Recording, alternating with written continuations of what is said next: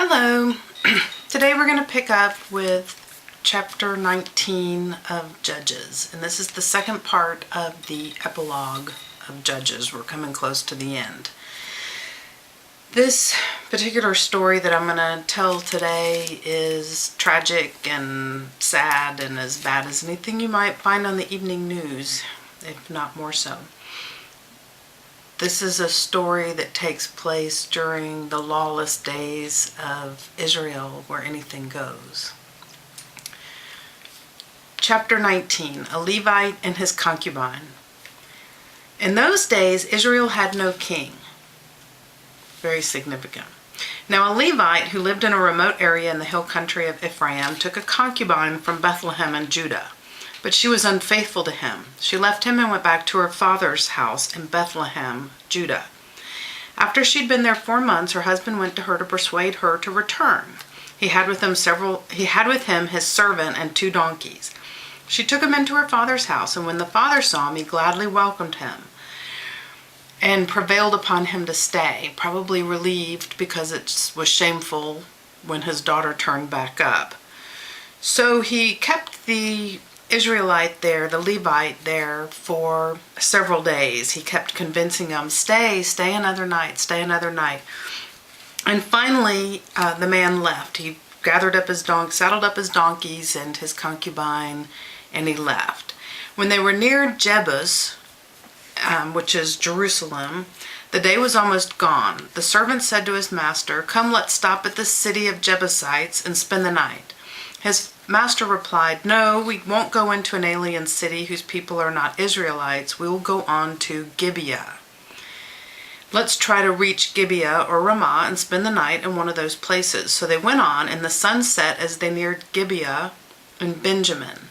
There they stopped to spend the night. They went about the city and ended up sitting in the city square. No one offered them any hospitality, so they were trying to decide where to go from there when a man showed up. And he came and offered them to come to his house, and so they did. He says, "You're welcome in my house. Let me supply whatever you need, only don't spend the night in the square." So he took them into his house and fed the donkeys and washed their feet, which is a great show of hospitality, and gave them food and drink. While they were enjoying themselves, some of the wicked men of the city surrounded the house. Pounding on the door, they shouted to the old man who owned the house, "Bring out the man who came to your house so we can have sex with him." The owner of the house went outside and said to them, "No, my friends, don't be so vile. Since this man is my guest, don't do this disgraceful thing. Look, here's my virgin daughter and his concubine. I'll bring them out to you now, and you can use them and do to them whatever you wish, but to this man don't do such a disgraceful thing." But the men would not listen to him, so the man took his concubine and sent her outside to them, and they raped her and abused her throughout the night, and at dawn they let her go. At daybreak the woman went back to the house where her master was staying, fell down at the door, and lay there until daylight. When her master got up in the morning and opened the door, he found her there, and he spoke to her, and she didn't respond because she was dead. So he takes her home and cuts her up and cuts her into 12 parts and sends one part of her to each of the 12 areas of Israel. Everyone who saw it said, "Such a thing has never been seen or done, not since the day the Israelites came up out of Egypt. Think about it, consider it, tell us what to do."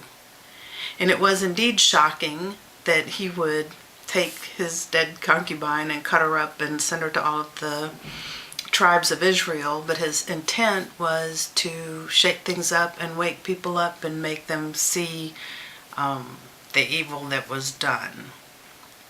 One of the ironies here is that this man himself had allowed his concubine and the host that had him stay at his house to send his daughter along with the concubine out to be raped all night long, gang raped. What a horrible thing.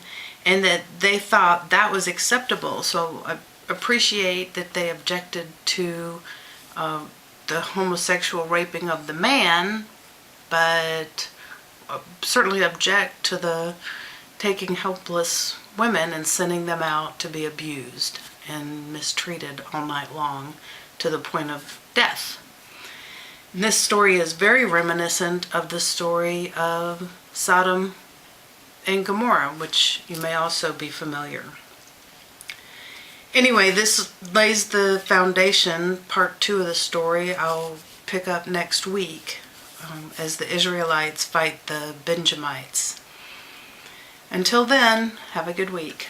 Bye.